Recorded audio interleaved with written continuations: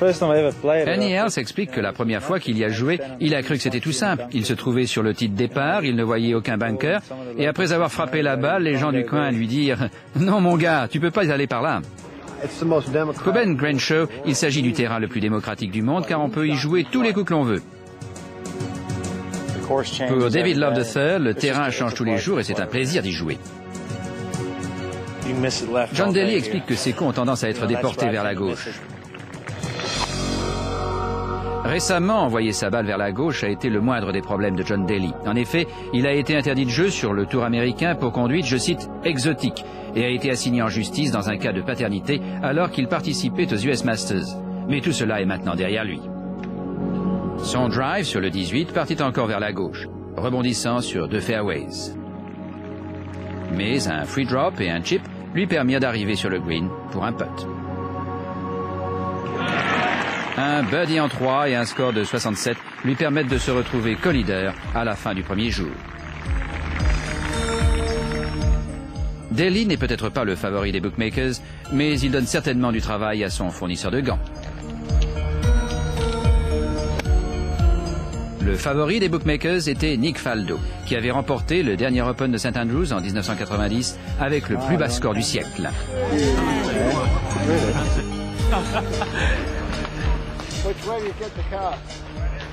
Classé numéro 1 du monde, mais pressé d'aller se faire soigner le dos.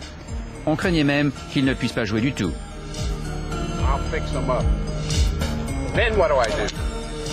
Mais qu'est en train de faire cet homme? Il s'entraîne à la pêche au lancer?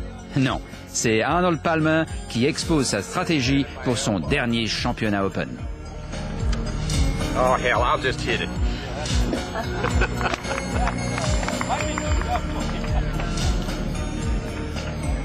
St Andrews, c'est aussi la classe. Les joueurs de golf ne font pas qu'y venir et y jouer. 2 jours avant le début du championnat, ils exhibent le trophée devant les anciens vainqueurs et enregistrent le moment pour la postérité avant d'aller participer à un banquet.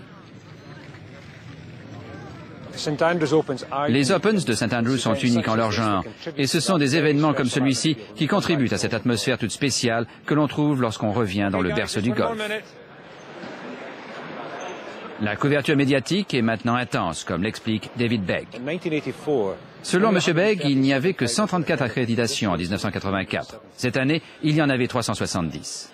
Et il prépare déjà le prochain Open, qui sera celui du millénaire dans 5 ans. Toutes les dates, les programmes sont déjà dans son agenda pour l'Open de l'an 2000.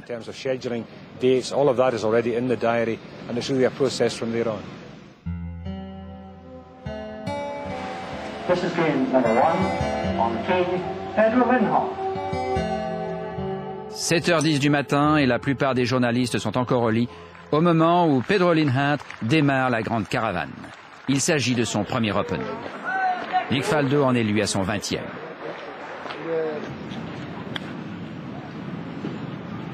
Jim Gallagher, quant à lui, ignore tout simplement la Valley of Sin et termine avec un eagle.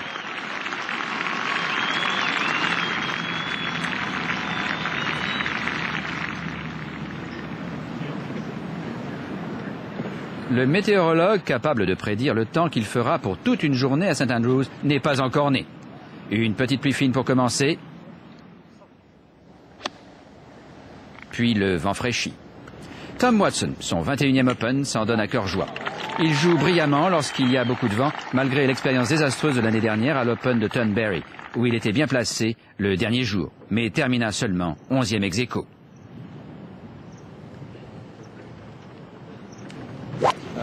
Il explique que c'est la fois où il a été le plus déçu depuis longtemps, mais il essaie de vite oublier ce genre de moment.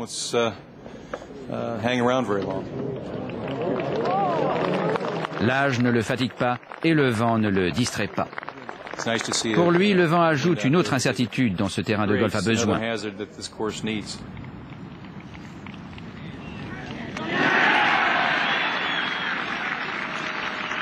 Il termine son parcours en 67 avec 5 birdies et un eagle. Il est co-leader.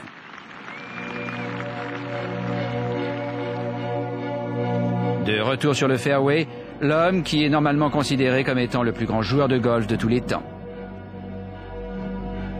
Jack Nicklaus se retrouve dans le bunker surnommé l'enfer.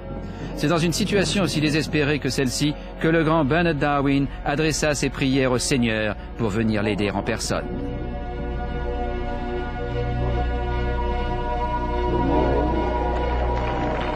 Nicklaus s'y reprit à 10 fois pour sortir du bunker, mais son putt était toujours aussi bon.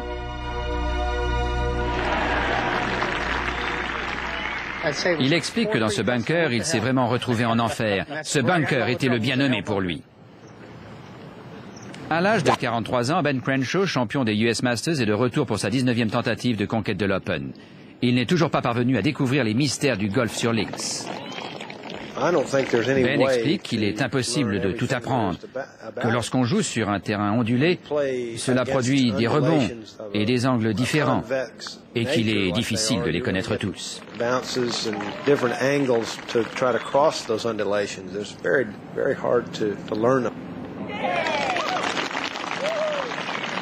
Ben Crenshaw adore le golf traditionnel.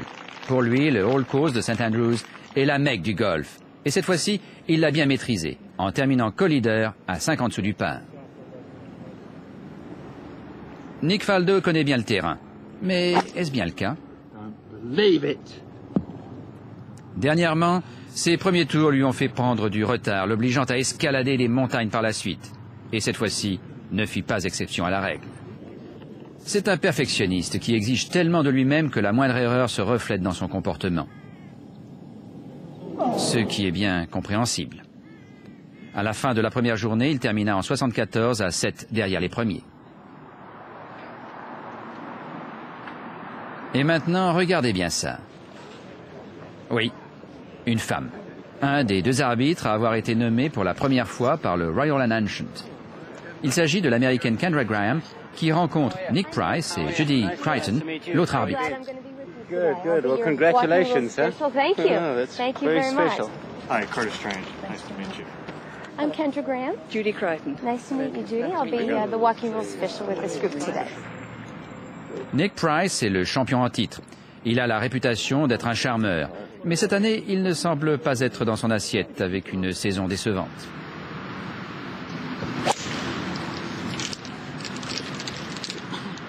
It was a very slow day. Kendra Graham explique qu'il n'y a pas eu de gros problèmes de règlement, mais que par contre, il était fascinant de faire le Old Course pour la première fois avec des joueurs d'un tel niveau et de les voir jouer de si près.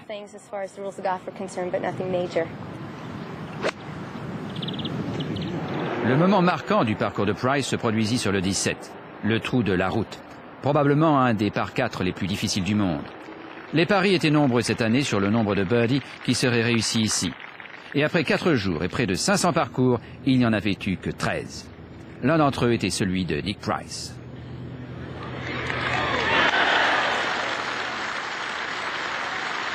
Son moment de gloire. Le champion en titre n'allait pas avoir de premier rôle cette année.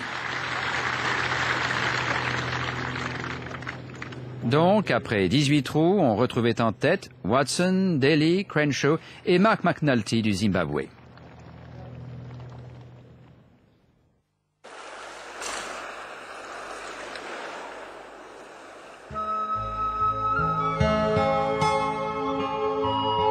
Si, dans certains endroits, St Andrews semble avoir été un peu battu par les éléments, ce n'est pas surprenant.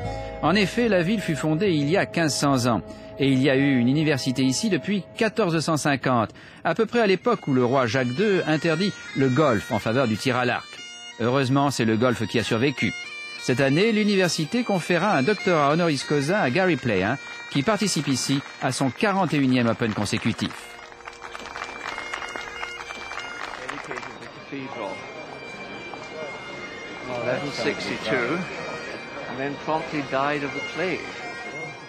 Je n'ai jamais découvert qui est mort de la peste, mais je sais que Gary a participé à la cérémonie, portant le slip et les chaussettes de son ami golfeur Bob Charles, ses propres bagages continuant de tourner autour du monde.